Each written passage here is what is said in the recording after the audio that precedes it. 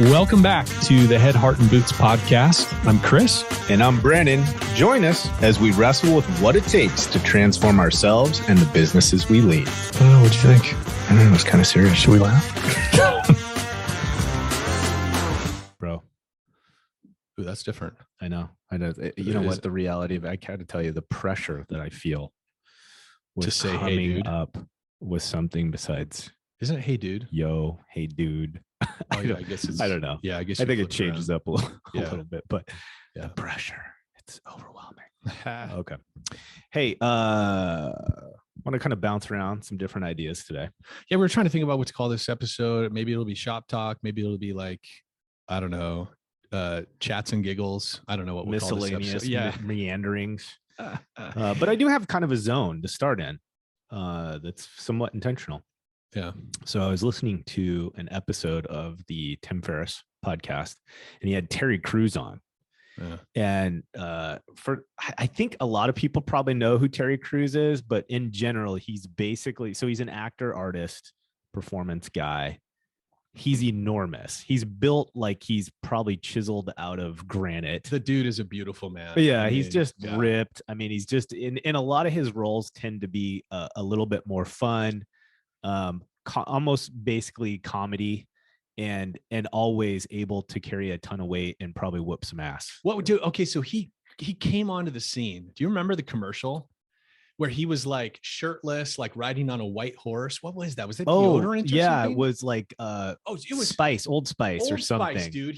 I mean, that guy probably revolutionized Old Spice's. Yeah, and he's been in all sorts of stuff. I think one of his more recent shows was the something Living Dead or something. Oh, and wasn't he America's Got Talent? He's the guy. host of that show. Yeah, just took over for Seacrest. Yeah.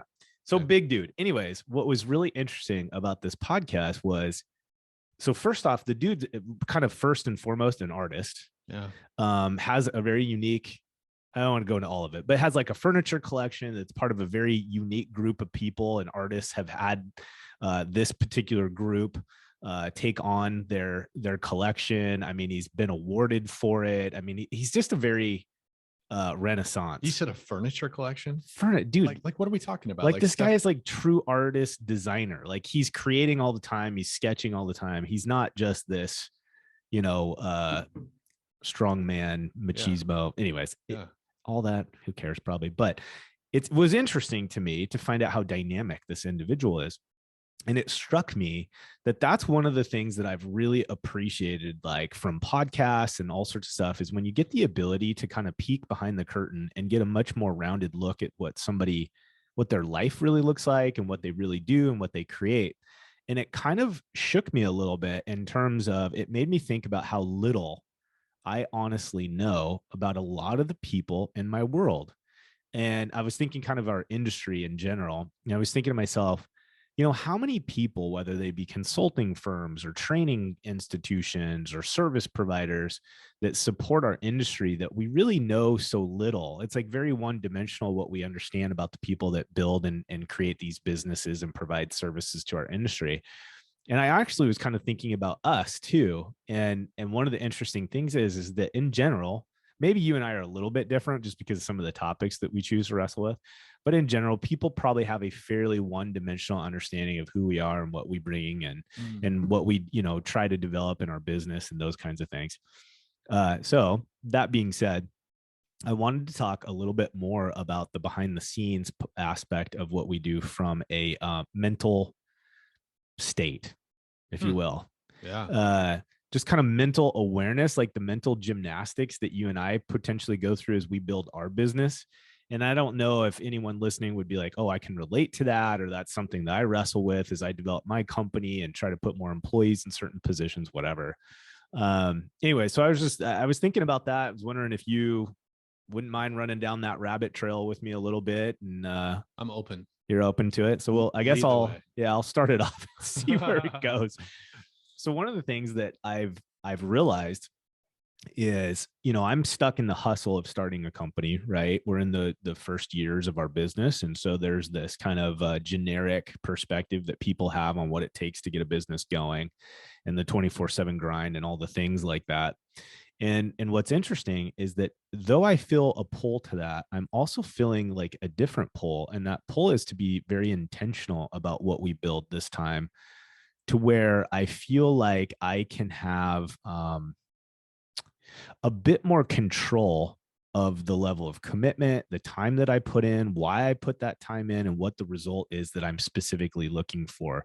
We had an interview with somebody not that long ago, and they said, I spent the first 40 years of my life doing what I thought others wanted me to do.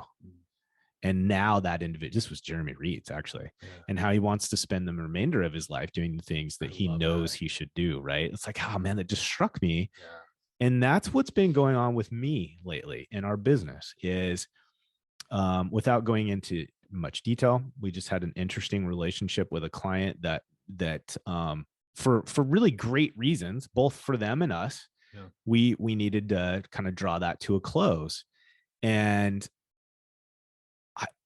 my reaction to it was a bit more healthy than I anticipated, because there was part of me that was just asking maybe for something like that to happen.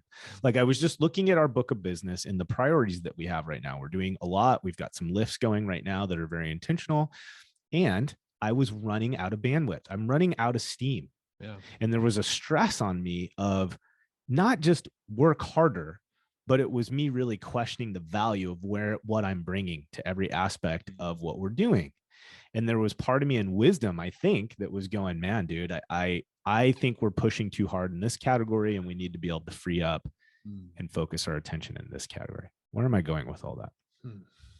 The mental gymnastics, right? That business owners experience when we're trying to establish priorities, when we're trying to balance what we do, why we do it. How does that align with public opinion or the people in our sphere of influence, or my family that's going to ask me about my restoration company when I go hang out with them this weekend, whatever. It's this gymnastics of, why am I doing what I'm doing? And is it for the right reason? Like, am I saying yes to the right things for the right reason? Or, as Jeremy alluded to really well, am I doing a lot of things because I feel like others think I should be doing that? So that's where my head has been. And what that looks like for a guy like me right now is this balancing of what time I'm working, like how much energy am I spending during my 24-hour cycle, proactively engaging my business, thinking about the next thing, grinding out the content, whatever. And I'm in this place where I start reaching 5, 7 o'clock at night. And for some people, they're going 5. Right. Wouldn't that be nice? Yeah. Wouldn't that be nice? But and you know what? And I don't want to feel bad for that. So I start getting into this point where between 5 and 7 o'clock, there's everything inside of me that just goes, man, let's be done. And I'm trying to decide, is that laziness? Is that a lack of discipline? Is that mental weakness? Or is that me being a little wiser this time? I want to do this forever. I want to own and build my company for the long haul. It's a marathon. It's not a sprint. And I've got to have the fucking energy to show up tomorrow. So does that mean I need to get better at shutting off by 7 and just ignoring that and putting it on hold, because the same tasks, the same lift will be ready for me the next morning to come at it, ready to go, right? Or am I being weak? And I don't have the answer. I don't know. You know what that stirs up in me, man? This is, I don't know if this is too dark, but I'm 42 now, and I've said this before, but it's still relevant to me. I'm still kind of in this zone. One of my friends was killed in a car accident. He was 50. Yeah. And he still had a teenager at home, and had a teenager that was kind of transitioning out of the house. It was just a really poor timing, right? It's like most of us don't die necessarily when we want to, right? And so anyway, it rattled my cage, partly because I hadn't seen this buddy for a while. Both of us were in the throes of our careers and all the things. And I had actually sent him a LinkedIn message maybe 3 months before he died. Hey, dude, we should get back together. And it was just one of those things we didn't prioritize. It just hit me in a different way. I've had people I know pass away, not many, I think that's that like, it's just the season of life. You start to get in your late 30s, 40s, people are starting to get cancer diagnoses, and random weirdo accidents seem to happen more often with folks. And I think it's my version of midlife that I'm in. Mm-hmm. I've been thinking a lot more about death lately. The Stoics actually have a mantra or a saying that is just really common in Stoicism called Memento Mori. Memento Mori is Greek or Latin. I have no idea. For remember you're going to die. Oh. And it's this, it's just being rooted in this humble posture when we start our every single day. It's like, I could die today. Yeah. And then live accordingly. Yeah. Right? It's not meant to be dark. No. It's foreboding. not. It's not. But I think when you're unfamiliar with, like, most of us grow up never focusing on death. It's like death is a dark, negative thing. And that's not where the Stoics came from. Death is just a reality that we all are going to meet at some point. Right? Yeah. Prepare accordingly. But I think, so Marcus Aurelius was a great emperor. God, when 2500 BC, maybe it was his reign. And he's widely regarded, along with Cyrus the Great, as sort of being one of the great benevolent leaders of his time. When he would conquer a territory, rather than enslaving and pillaging and all that kind of stuff, they would invite them to join their culture and assimilate them in, the people they conquered, which was very radical at the time. Anyway, so Marcus Aurelius talks about that, and he journals. You can actually read his journals, his meditations, and he writes of this. He's like, I could die today. How then should I live? ? This was his personal journal entry. And I noodled on that. And somehow that's just been really a thing for me.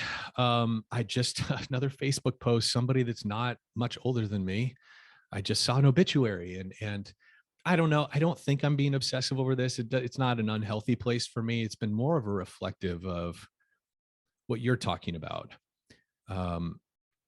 It's this weighing and measuring of, do I give myself over even more to the business, my empire building? Yeah. I'm an empire. Like, I want to build an empire. You know, you do too. We're both very much achievers, ambitious, all this kind of thing. And we have big vision. And it's like, there is this balancing act of,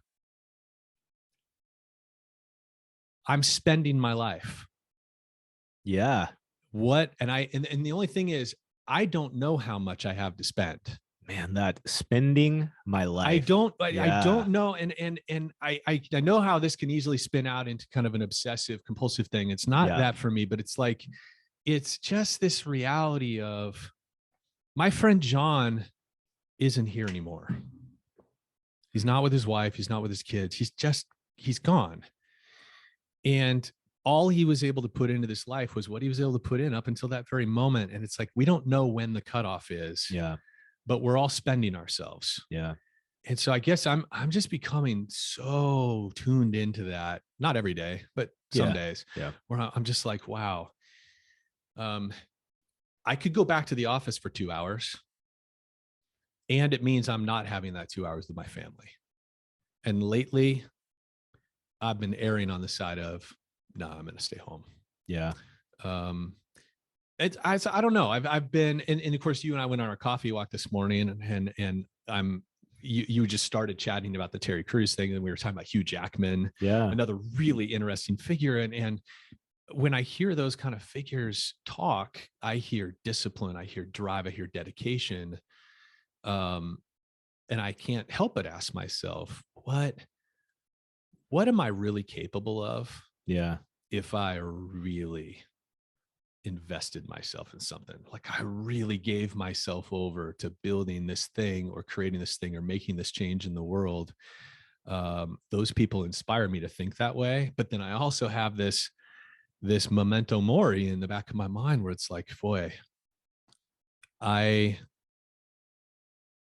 don't know. I wouldn't even say I struggle with it, but it's just kind of, that's the balancing act that I've been thinking about. Yeah, I'm so inspired by figures like Terry and Hugh and Tim Ferriss and all the people. Yeah. And I think that pulls some of the best things out of me. Yeah. It hits on some of the best parts of me. Yeah.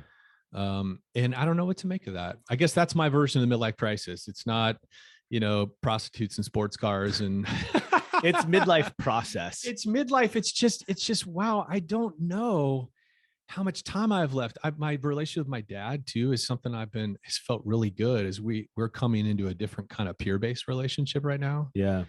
And I want to experience more of that. Yeah. Well, yeah, I think we kind of are wrestling with the similar concept. I think some of that is age, for certain.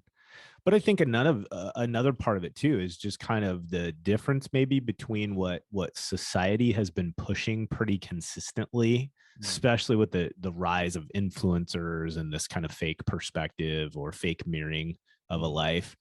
We obviously are bumping up against that as well.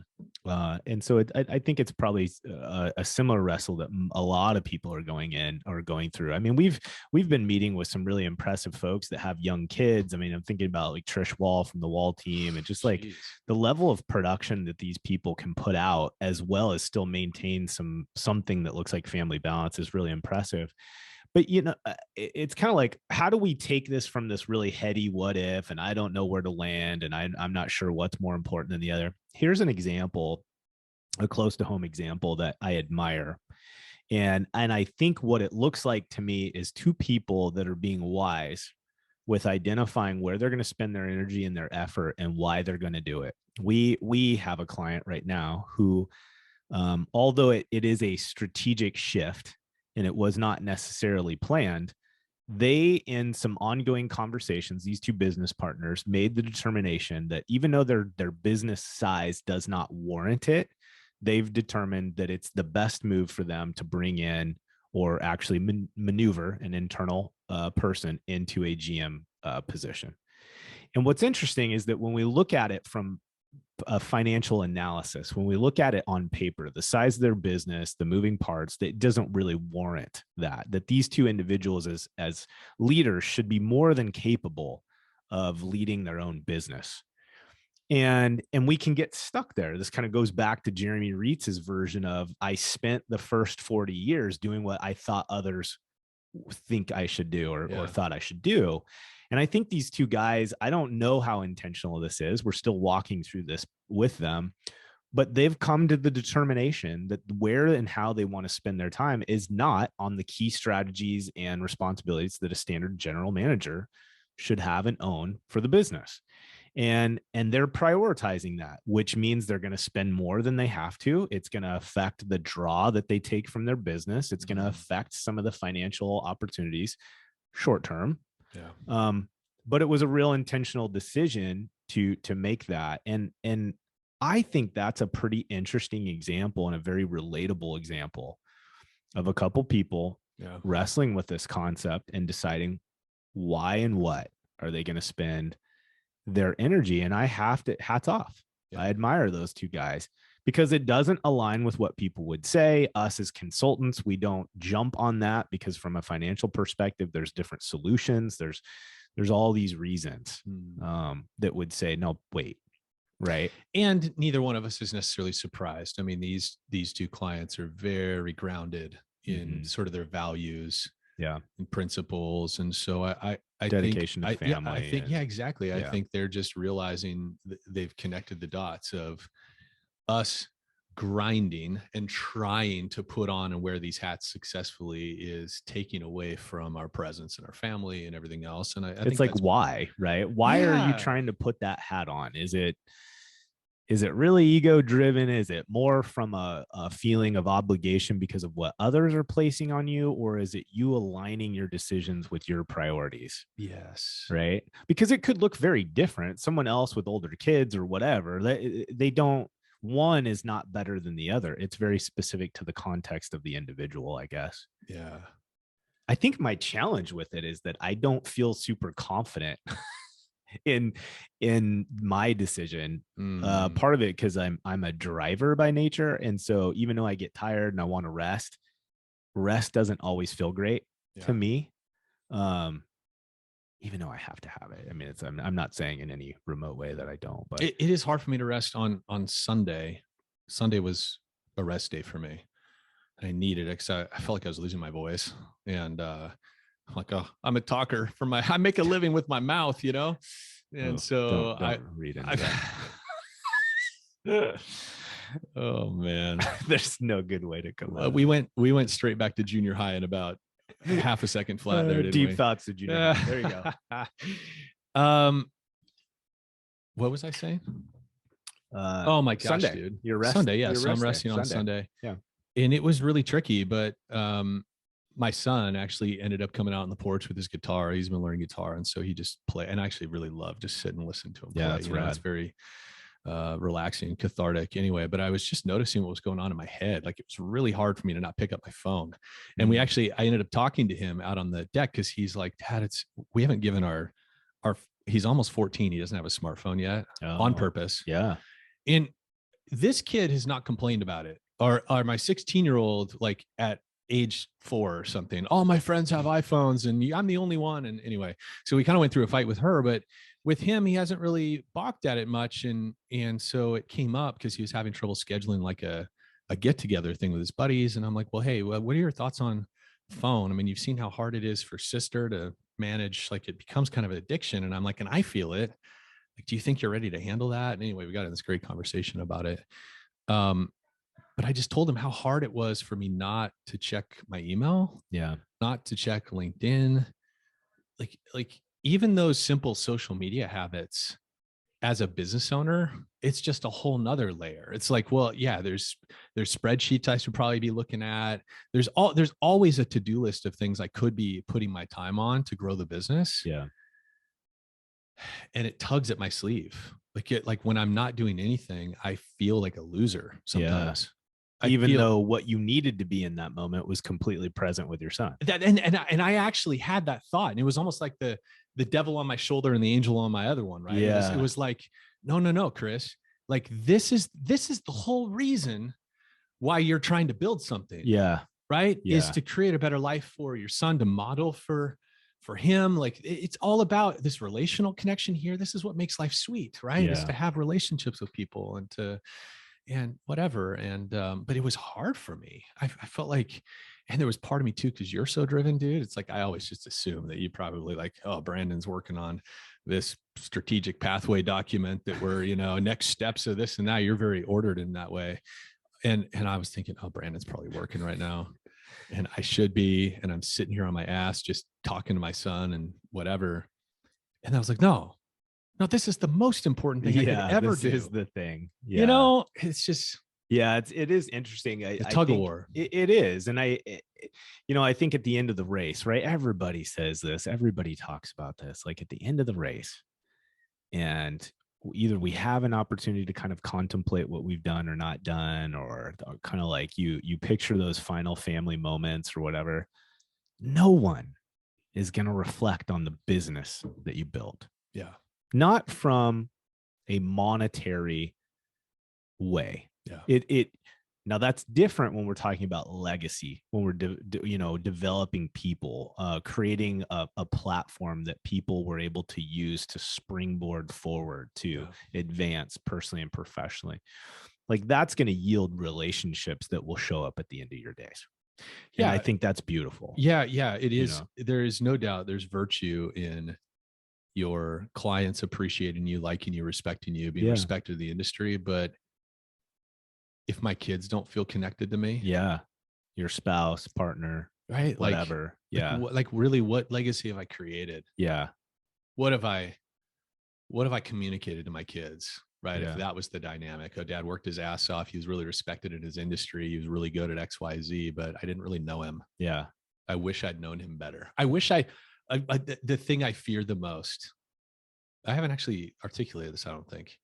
I think one of my bigger fears, and kind of surrounds this whole midlife conversation, is up until recently, that was part of my dad and I story. My dad's a good man. And I don't know if he's listening to this or not. He's not a big podcast guy, but my dad was really excellent in his career. And occasionally I would visit him. He's a teacher and won awards and all the things. Very well regarded. It's still, even now, I'm 42 and I'll still run into people. Hey, Nordyke. Oh, was your dad a teacher? And oh my God, he changed my kid's life. Or I was his student 30 years ago or something like that. And And I would go visit my dad in his classroom. And I remember just being enamored with how he engaged with students. Like, he really gave his all to that job. And it was really sweet and fun to watch because my dad was really goofy. Like, he really got on the kids' level, and he was just so good with kids, but he would spend a lot of that energy in the classroom. Yeah. And so I remember thinking, man, I wish I experienced my dad the way his students do. Yeah. And I've gotten to know my dad since. Like, we've gotten way closer over the last few years. And I'm so grateful for that. But I think one of my biggest fears, I'm in the throes of like our business is growing, all these things. I don't want to leave this earth and my kids say, I wish I'd known my dad like his clients did. Yeah. You know? Yeah, dude, I think you're hitting at the heart of the matter. And really, I think this is where people as an individual need to create the context for their decision making is what right now. And I don't think we can go backwards. So like in my personal story is I was in the throes of operationally developing a business when my kids were in the early, basically the majority of their kind of middle school through graduation, a little bit younger, pre-middle school. Very influential years in their life. And if I give myself an honest assessment, it looked way better than what I experienced growing up from my father. That bar was set so damn low, though, that doesn't necessarily give me a ton of badge of honor, right, to put on. But I also can look at it and say my kids probably during those years would have very easily been able to say, we hear all this stuff. We hear things about a growing company, a growing business, brand recognition. It's getting bigger. We're hiring more employees, all these things, but that didn't matter. Like they don't, none of that means a thing to them. None of it None at of all. it. They don't care about your business success at all. And in a lot of ways, like I think some of us look at it and go, yeah, but I'm setting a really great example. Yes, you are. But if there's no sense of balance and a correct prioritization, you're just showing them that you're good at chasing money or accolades. Yeah. Which is great. Like I want my kids to understand both my kids have a very, very healthy work ethic, dude. Yeah. Because I mirrored for them busting ass, working hard. Yeah. But I think they very well can say, we've had the opportunity in the last few years to develop portions of our relationship together that I could have done earlier. Yeah. I didn't. I didn't guilt myself to death or come to a certain point where I stopped trying. I doubled down and I tried in the phases where I could, and we've made some ground. My kids and I, we have a great, very healthy, unique relationship. I'm very fortunate. Yeah. But my point is that I lost some of that space with them. They were in that category because my kids are significantly older than yours. And now I'm in a position where I'm trying to do the best I can to not necessarily turn the clock back, but to mirror for them that you can learn and you can make transitions and you can change your decision prioritizations at any point in your life. Yeah. And I am trying to do a decent job of balancing better the drive that I have to grow and build this business, to serve as many people as we can, but still give the appropriate level of engagement to my kids and my family. Because at the end of the days, man, it's not going to be a training program. It's not going to be someone that was a Servpo franchise on the East Coast that participated in a training event that's going to show up at my deathbed. Yeah. And it sounds a little morbid, but it's not. I don't, this is not a negative thing. It's just, anyways, I think there's some kind of spiritual truth in all this. It feels like, and that's not me. I don't know. Here's what I've noticed is that when I'm excited to go home at the end of a day, for me, that's usually a good sign of health. Yeah. What do you mean by that? Well, explain that. Well, because I think when there's strife in my marriage, and there's been seasons where my wife and I've really struggled on a variety of different levels. As you're raising kids and stuff, it's just everybody's so maxed out emotionally. And anyway, yeah, man. So when when there's been strife and struggle, lack of connection, all of those things at home, I don't flee to work, but I'm mentally giving myself over to work because that's easier, more satisfying. Yeah. I can create a win Mm-hmm. in the moment, whereas relationships don't necessarily have that same direct lever where I can do this activity and create this win. It's like, no, I often, in order to create relationship, have to humble myself and exercise patience and all those things, right, that go into building a relationship. But what I found is the healthier that my evening life is, I have dramatically more to bring and give during the day. Yeah. Like it's so obvious to me now when things are healthy with my wife and I, and things are healthier with my kids.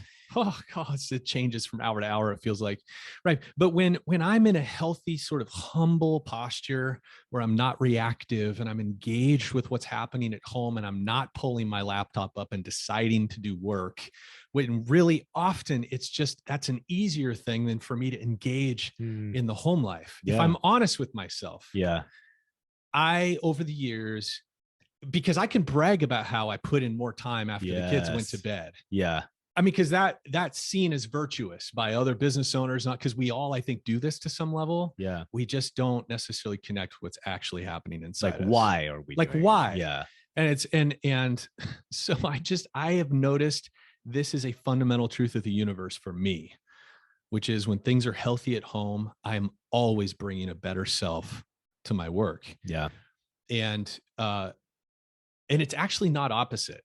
Yes. When I'm struggling in my work, but I'm prioritizing health, like somehow I've have a place that I can go refuel. Yeah. To then be better the next day when I come to work. Yeah. It's like rebounding from a setback at work becomes easier. Yes. Because that foundation is there. Because there's actually rest. Yeah. At the end of the day. Yes. You know what I mean? Yeah. Boy, that is interesting. I think that's kind of the, I know we're just having a conversation, but of course I try to synthesize these thoughts as best as I can. Because my goal is I just want somebody to be able to listen to conversations like this and be like, okay, how's this apply? Like, where is that maybe a name or a description of something that I've experienced as well? Yeah. So I think part of what comes in my mind when you say that is, when we think about the level of commitment or the level of work that we're giving our business, that we're giving in these certain categories in our life, kids, relationships, yada, yada, I think the opportunity there is just to be really aware of what is most valuable to you, because people being in a different family state may very well have a different bandwidth. And so I think the point here is, instead of seeing it as a weakness, which is easy for me to wrestle with, is that I feel like it's like I want to categorize it into being lazy, or categorize it into I don't have the same level of discipline as someone else, or I'm not entrepreneurial enough because I'm not so driven by this thing that I want nothing else but to eat, sleep, and breathe my business, which is pretty close. But I think it's more of the wisdom is, look at your current situation in the context of you, your family, your sphere of influence, and your business. Yeah. And prioritize where you spend your energy on the things that will mean the most to you when it's all over. Yeah. Like at the end of the race, what are you going to be most excited about that you built? And spend your energies appropriately. Again, in the context of your life, your kids' age, your spouse and partner's marriage, like how long whatever. And don't be afraid to do what you know you should do based on your own priorities versus doing what you feel like others think you should be doing. Jeremy needs to write a book, dude, and he needs to do it all on the premise of that saying, because it's so valuable. You know, I think though, and this came up a bit when we were chatting with Michelle on Restoration Today earlier. I think there's another angle to it as well. And it's that alignment piece. Yeah. I was so I used to run this entrepreneurs forum, it was like 10 years ago, where monthly I'd invite a entrepreneur speaker, and there'd be 40 or 50 of us that would have lunch together while we listened to this person talk. And one of the people we had was Alfred Lin, who was one of the co-founders of Zappos. He flew up from Vegas and came to our lunch thing. And one of the things he said, because they were growing so fast at the time, like at the time, I think that maybe they had 1,500 employees. Now they probably have 4,000 or something, but they were like really scaling hard. And he was talking about hiring executives in particular. And he said, one of the things they used to do is they would take that executive and their spouse out. Oh yeah. Because they wanted to see the little and big things, the behaviors. Yeah. To see whether this person is an integrated leader, meaning they're the same person with their spouse or their kids or at the ball game as they are with their downline employees. Yeah. Because it's a really common problem, right? Yeah. Of executives. You get a portion of them that rise up to the top that have one face they put on in this environment, another face they put on in another. And they didn't want people like that. They wanted to have people that had what he called integrated personalities. And ever since I heard that, I'm like, yeah, that feels like a really important thing. Yeah. It feels like a really important thing. And I think one aspect of that is, if I want my team, my partners, to show up to our work as their best self,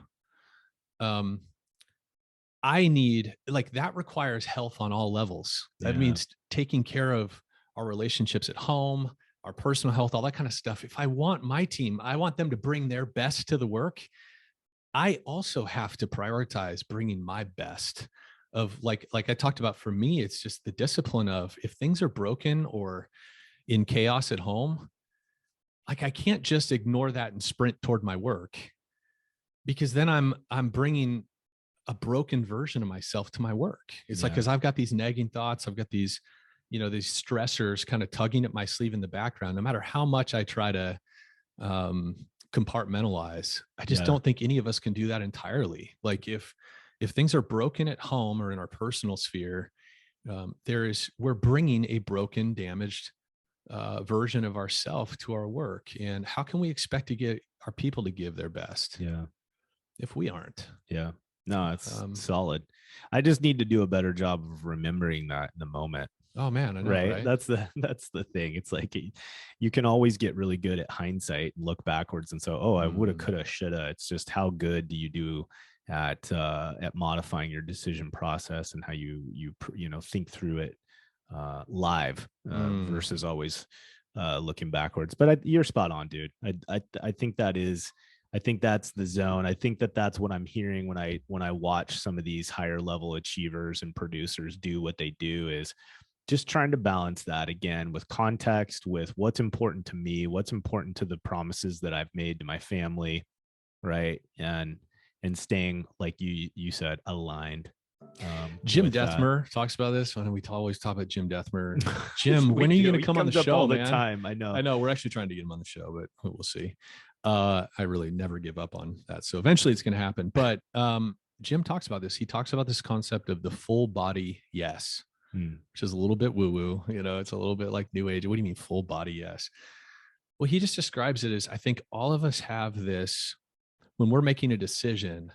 Sometimes we make a yes decision when there's a kind of a part of us that's like, something doesn't feel quite right about this. Either it's our ego, like there's a negative motivation underlying it, that you're kind of, and you just, you have those decisions, whether it's a hiring decision or an investment decision or just a process change in your business or anything of that sort, or even personal life stuff, where you're just like, there's this thing you're kind of pushing out. You don't really want to take a close look at because the rest of it's pretty awesome. Anyway, he talks about this concept of full body yes, that intellectually, emotionally, and physically, it's a yes. I'm in. Yeah. There's another dude, Mark Merritt. No. Kevin Rose. Kevin Rose is a technology entrepreneur. He was on Tim Ferriss's podcast. Kevin Rose talks about this. He's like, he actually said it, not my words. I'm pretty sure he said it's either a fuck yes or it's a no. Now, of course, it's funny because the context, actually, it was the guy who started CD Baby. It's not Kevin Rose. There's another dude based in Portland, very successful entrepreneur. Anyway, now, of course, he's worth like $25 million now. So is it a little easier to vet your opportunities and your choice of activities through that lens of it's either a hell yes or it's no? Yeah. Well, sure, probably. Yeah. But it does make you think. It's like, yeah, how much of my ego is coming in to my choice of doing this versus a clear sense of purpose? Yeah. Or determination. Yeah, I think that's it. Yeah. You know what I mean? Yeah, for sure. And choosing to make our decisions and to like sort of organize our actions and behaviors around a sense of purpose and direction and intention versus guilt, shame, commitment, or desire for accolade or desire for affirmation, all these other sort of ego drives that we have, you know? Yeah. I think that's a solid place to land the plane, dude. I think you're spot on. I'm not going to add anything else. We are still firmly in the explicit content. We didn't get out of there. We didn't pull anything out. In fact, this was a F word heavy show. A little bit. All right, guys. I hope you fucking enjoyed that. We'll see you next time. Real deal. All right, everybody. Hey, thanks for joining us for another episode of Head, Heart, and Boots. And if you're enjoying the show, or you love this episode, please hit subscribe, write us a review, or share this episode with a friend. Share it on LinkedIn, share it via text, whatever. It all helps. Thanks for listening.